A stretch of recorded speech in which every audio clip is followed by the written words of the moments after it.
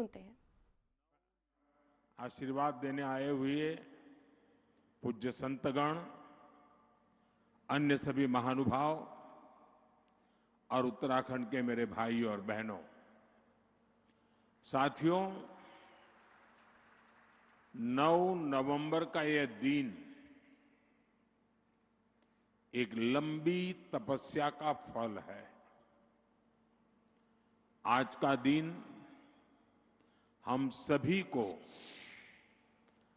गर्व का एहसास करा रहा है। उत्तराखंड की देवतुल्य जनता ने वर्षों तक जो सपना देखा था, वो अटल जी की सरकार में 25 साल पहले पूरा हुआ था। और अब बीते 25 वर्षों की यात्रा के बाद आज उत्तराखंड जिस ऊंचाई पर है, उसे देखकर हर उस व्यक्ति का खुश होना स्वाभाविक है जिसने इस खूबसूरत राज्य के निर्माण के लिए संघर्ष किया था, जिन्हें पहाड़ से प्यार है, जिन्हें उत्तराखंड की संस्कृति, यहां की प्राकृतिक सुंदरता, देवभूमि के लोगों से लगाव है, उनका मन आज प्रफुल्लित है, वो आनंदित है। साथियों, मुझे इस बात की भी खुशी है कि डबल इंजन की भाजपा सरकार उत्तराखंड के सामर्थ्य को नई ऊंचाई देने में जुटी है। मैं आप सभी को उत्तराखंड की रजत जयंती पर बहुत बहुत बधाई देता हूं। मैं इस अवसर पर उत्तराखंड के उन बलिदानियों को भी श्रद्धांजलि देता हूं जिन्होंने आंदोलन के दौरान अपना जीवन न्यौछावर कर दिया। मैं उस वक्त के सभी आंदोलनकारियों का भी वंदन करता हूं, अभिनंदन करता हूं। साथियों, आप सब जानते हैं उत्तराखंड से मेरा लगाव कितना गहरा है। जब मैं स्पिरिचुअल जर्नी पर यहां आता था, तो यहां पहाड़ों पर रहने वाले मेरे भाई बहनों का संघर्ष, उनका परिश्रम, कठिनाइयों को पार करने की उनकी ललक मुझे हमेशा प्रेरित करती थी। साथियों, यहां बिताए हुए दिनों ने मुझे उत्तराखंड के असीम सामर्थ्य का साक्षात परिचय करवाया है। इसलिए ही जब बाबा केदार के दर्शन के बाद मैंने कहा, ये दशक उत्तराखंड का है, तो ये सिर्फ मेरे मुंह से निकला हुआ एक वाक्य नहीं था। मैंने जब ये कहा, तब मुझे पूरा पूरा भरोसा आप लोगों पर था। आज जब उत्तराखंड अपने 25 वर्ष पूरे कर रहा है, तो मेरा ये विश्वास और दृढ़ हो गया है कि उत्तराखंड के उत्कर्ष का कालखंड है। साथियों, 25 साल पहले जब उत्तराखंड नया नया बना था, तब चुनौतियां कम नहीं थी। संसाधन सीमित थे, राज्य का बजट छोटा था, आय के स्रोत बहुत कम थे और ज्यादातर जरूरतें केंद्र की सहायता से पूरी होती थी। आज तस्वीर पूरी तरह बदल चुकी है। यहां आने से पहले मैंने रजत जयंती समारोह पर शानदार प्रदर्शनी देखी। आपसे भी मेरा आग्रह है कि उस प्रदर्शनी को उत्तराखंड के हर नागरिक ने देखनी चाहिए। इसमें उत्तराखंड की पिछले 25 वर्षों की यात्रा की झलकियां हैं।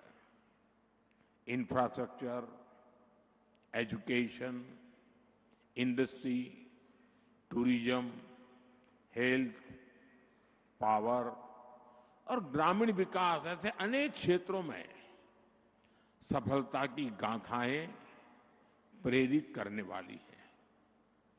25 साल पहले उत्तराखंड का बजट सिर्फ 4,000 करोड़ रुपए था। आज जो 25 साल की उम्र के हैं, उनको उस समय का कुछ भी पता नहीं होगा। उस समय 4,000 करोड़ रुपए का बजट था। आज ये बढ़कर 1,00,000 करोड़ रुपए को पार कर चुका है। 25 साल में उत्तराखंड में बिजली उत्पादन 4 गुना ज्यादा हो गया है। 25 वर्षों में उत्तराखंड में सड़कों की लंबाई बढ़कर 2 गुनी हो गई है और यहां 6 महीने में 4,000 यात्री हवाई जहाज से आते थे। 6 महीने में 4,000।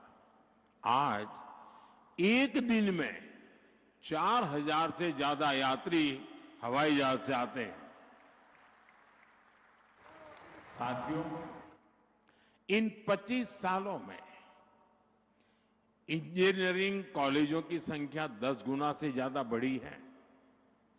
पहले यहां सिर्फ एक मेडिकल कॉलेज था, आज यहां 10 मेडिकल कॉलेज है। 25 साल पहले वैक्सीन कवरेज का दायरा सिर्फ 25% भी नहीं था। 75% से ज्यादा लोग बिना वैक्सीन की जिंदगी शुरू करते थे।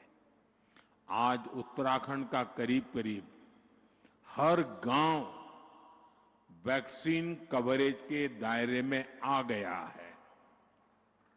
यानी जीवन के हर आयाम में उत्तराखंड ने काफी प्रगति की है। विकास की ये यात्रा अद्भुत रही है। ये बदलाव सबको साथ लेकर चलने की नीति का नतीजा है। हर उत्तराखंडी के संकल्प का नतीजा है।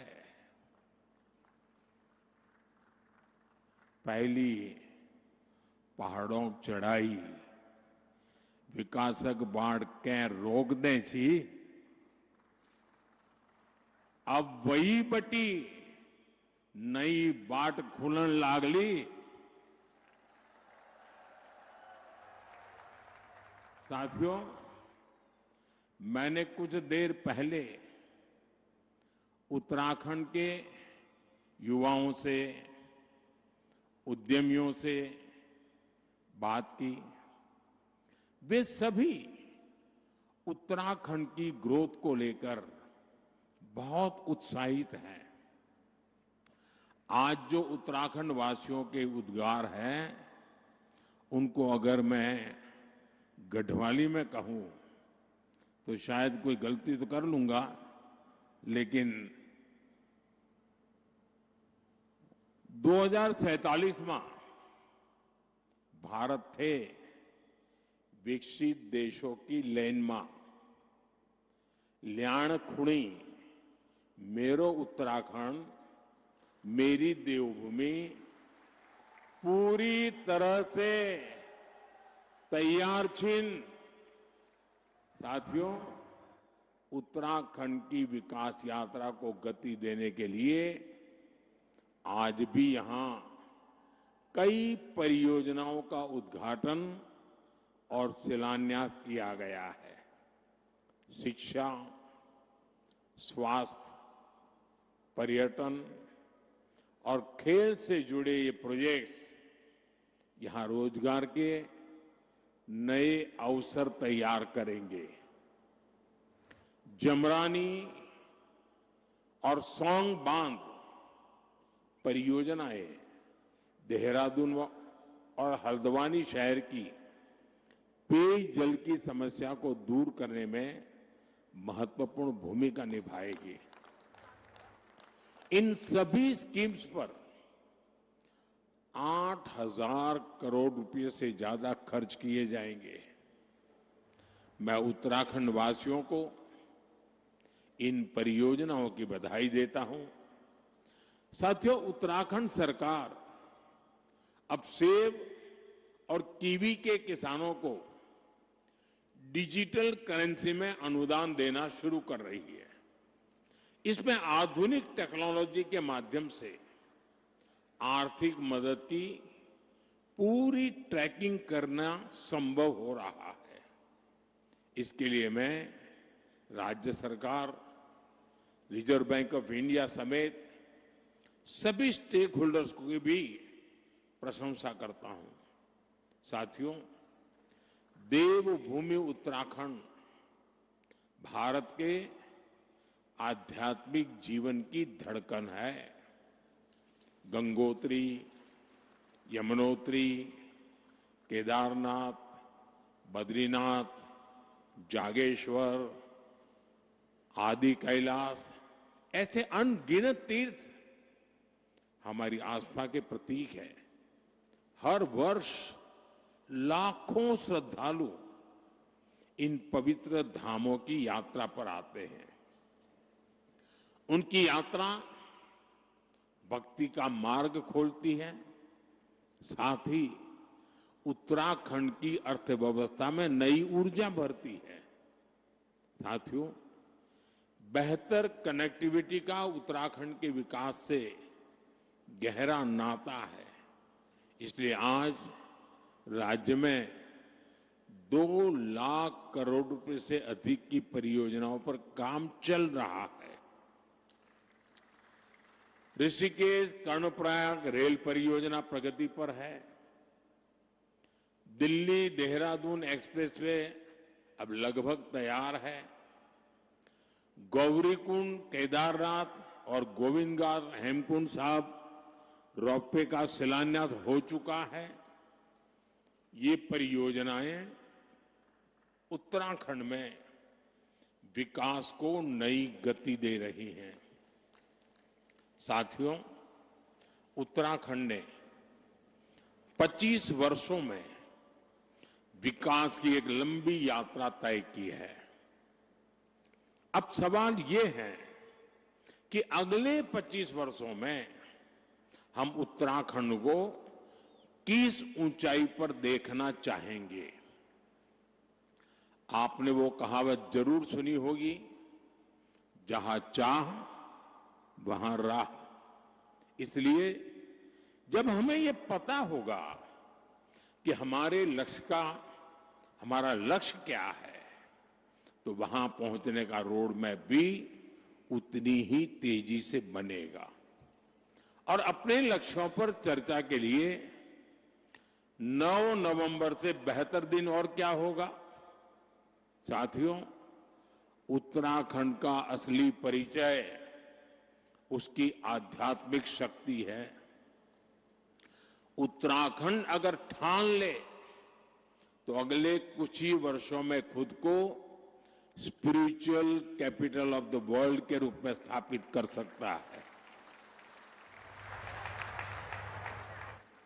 यहां के मंदिर, आश्रम, ध्यान और योग के सेंटर, इन्हें हम ग्लोबल नेटवर्क से जोड़ सकते हैं।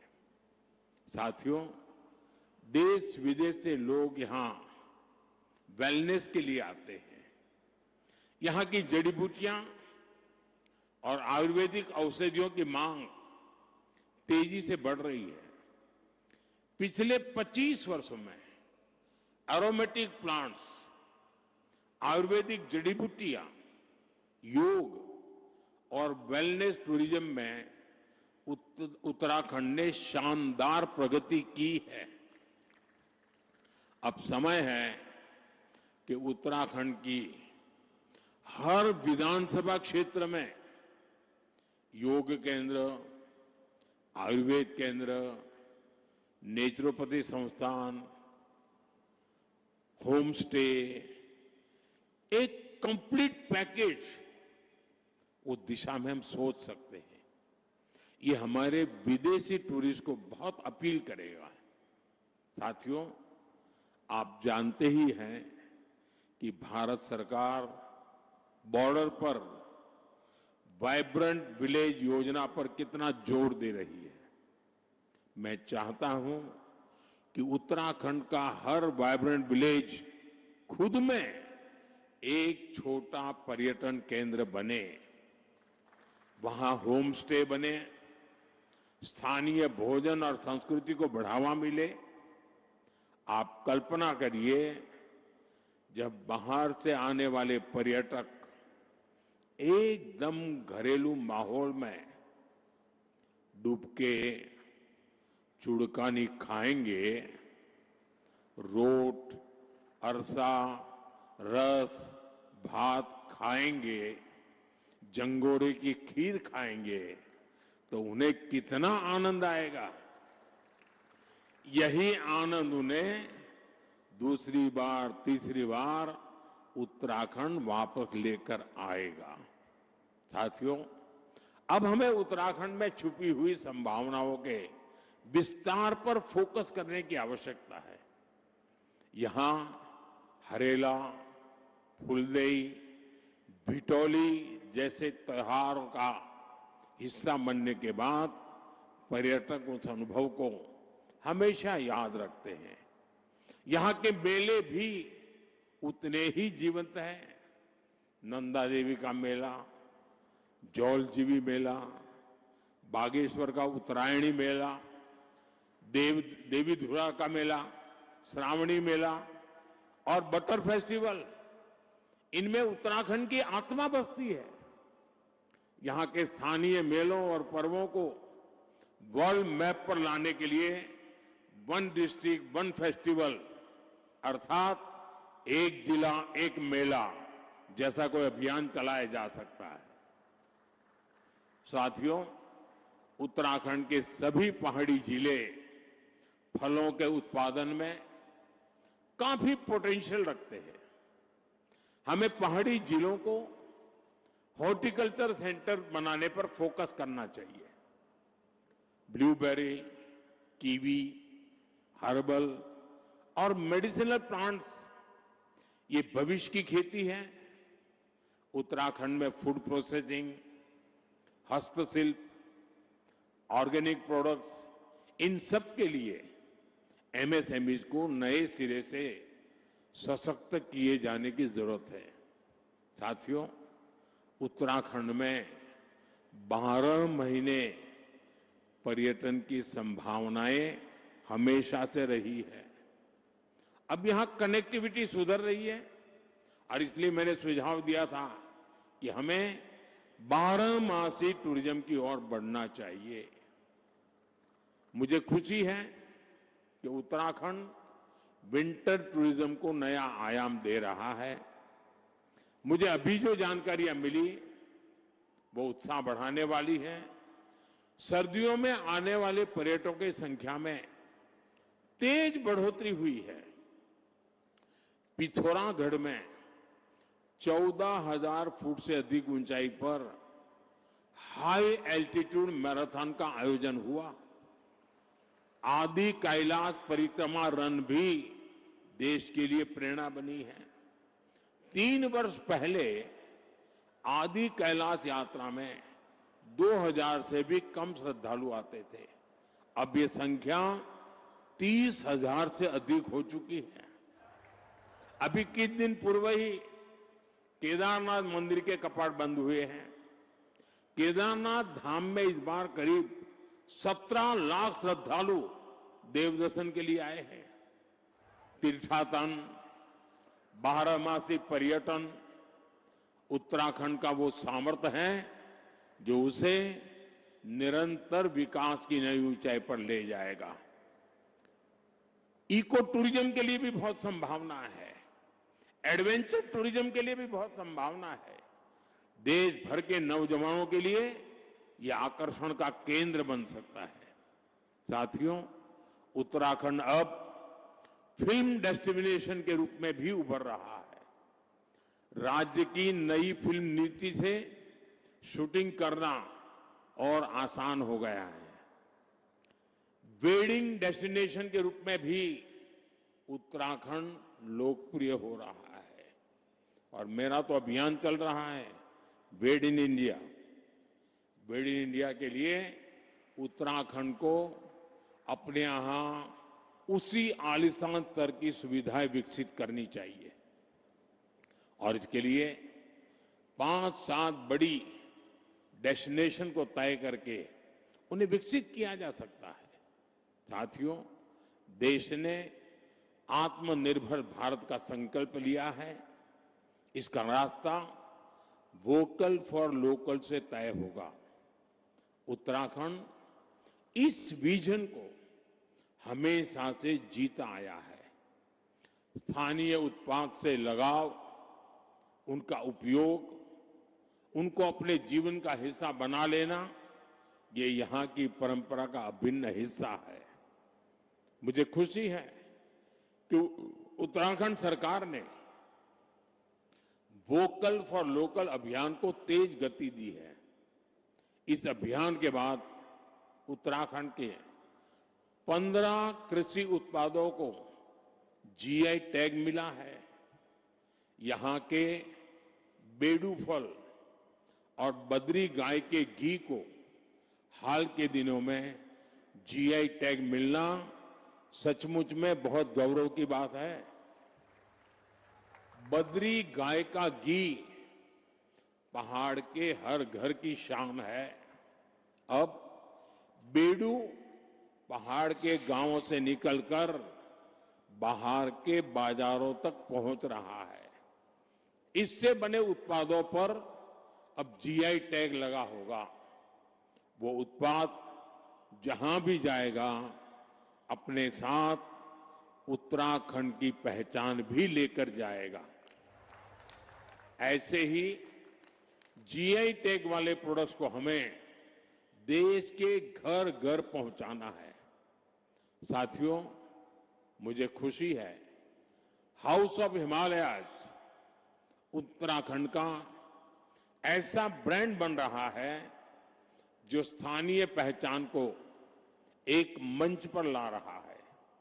इस ब्रांड के तहत राज्य के विभिन्न उत्पादों को एक साझा पहचान दी गई है ताकि वे ग्लोबल मार्केट में प्रतिस्पर्धा कर सके। राज्य के कई उत्पाद अब डिजिटल प्लेटफॉर्म पर उपलब्ध है। इससे ग्राहकों तक उनकी सीधी पहुंच बनी है और किसानों, कारीगरों और छोटे उद्यमियों के लिए एक नया बाजार खुला है। हाउस ऑफ हिमालयाज की ब्रांडिंग के लिए भी आपको नई ऊर्जा के साथ जुटना है। मैं समझता हूं इन ब्रांड के प्रोडक्ट्स के डिलीवरी मैकेनिज्म पर भी हमें लगातार काम करना होगा। साथियों, आप जानते हैं कि उत्तराखंड की अब तक की विकास यात्रा में कई रुकावटें आई हैं, लेकिन भाजपा की मजबूत सरकार ने हर बार उन बाधाओं को पार किया और ये सुनिश्चित किया है कि विकास की गति पर ब्रेक न लगे। उत्तराखंड की धामी सरकार ने जिस गंभीरता से यहां समान नागरिक संहिता को लागू किया, वो दूसरे राज्यों के लिए भी मिसाल है। राज्य सरकार ने धर्मांतरण विरोधी कानून और दंगा नियंत्रण कानून जैसे राष्ट्रहित से जुड़े विषयों पर साहसिक नीति अपनाई।